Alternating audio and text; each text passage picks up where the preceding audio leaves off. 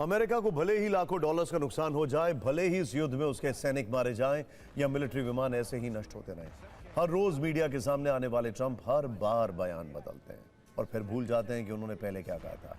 इस बार भी Donald Trump ने बहुत बड़ी पलटी मारी है। कल ही ट्रंप ने बड़ी प्रेस कॉन्फ्रेंस में कहा था कि ईरान में ग्राउंड ऑपरेशन के लिए सेना नहीं भेज रहे हैं, लेकिन उसके कुछ ही घंटे बाद सबसे बड़ा मिलिट्री मूवमेंट शुरू कर दिया। ट्रंप ने कल क्या कहा था, आइए देखते हैं। ट्रंप की बातें सुनकर कोई भी यही कहेगा कि अमेरिका ईरान के खिलाफ ग्राउंड ऑपरेशन नहीं चलाएगा, लेकिन अब ट्रंप ने ग्राउंड ऑपरेशन की पूरी तैयारी कर ली है। अमेरिका ने पूरी ताकत के साथ अपने सैन्य कदम तेज कर दिए हैं। पिछले कुछ घंटों में अमेरिका की ओर से ईरान की तरफ सबसे बड़ा मिलिट्री मूवमेंट हुआ है।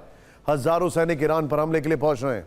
ऐसे में ट्रंप का वो पुराना बयान आपको याद दिलाना चाहिए, वह याद दिलाना जरूरी है। कुछ दिन पहले ही ट्रंप ने कहा था कि वो युद्ध से ना तो थकते हैं और ना ही बोर होते हैं। ट्रंप ने यह भी कहा था कि वो ईरान में ग्राउंड ऑपरेशन में जरा भी नहीं हिचकिचाएंगे। ट्रंप से यह भी सवाल किया गया कि ईरान से जमीनी लड़ाई आसान नहीं है, अमेरिका वियतनाम की तरह ईरान युद्ध में फंस सकता है।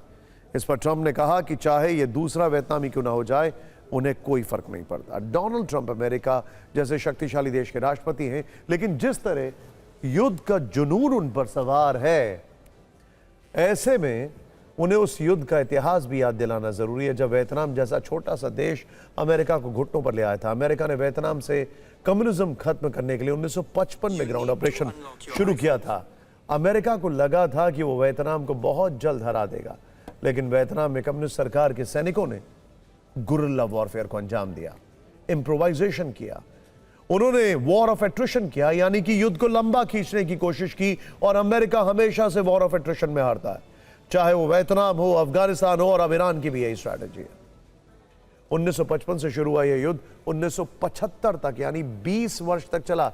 रिपोर्ट्स में दावा किया जाता है कि इस युद्ध में अमेरिका के 58,000 से ज्यादा सैनिक मारे गए, लाखों डॉलर्स का नुकसान हुआ। लेकिन इसके बावजूद ट्रंप जिद पर अड़े। उनकी सेना ईरान के खिलाफ ग्राउंड ऑपरेशन के लिए निकल पड़ी है।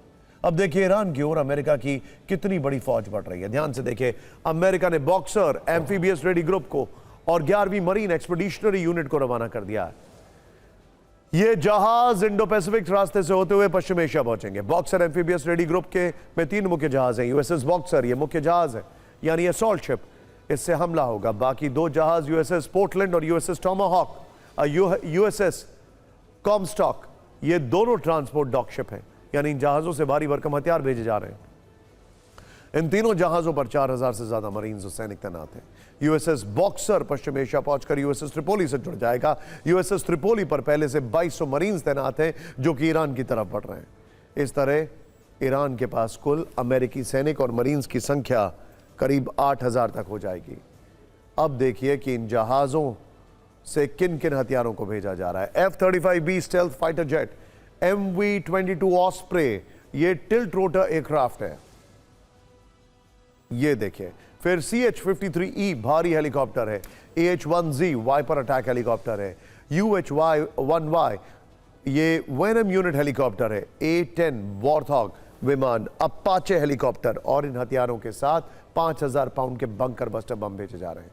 ये सब मिलकर एक ही संदेश दे रहे हैं, अगर जरूरत पड़ी तो अमेरिका तेजी से हमला कर सकता है और ईरान की जमीन पर कब्जा करते हुए ग्राउंड ऑपरेशन चला सकता है। वैसे युद्ध के बीच इटली, जर्मनी और फ्रांस ने होर्मुज़ स्ट्रेट से जहाजों की सुरक्षित आवाजाही के लिए मदद की पेशकश की, लेकिन उन्हें युद्ध में शामिल न होने और बातचीत का रास्ता अपनाने की शर्त रखी।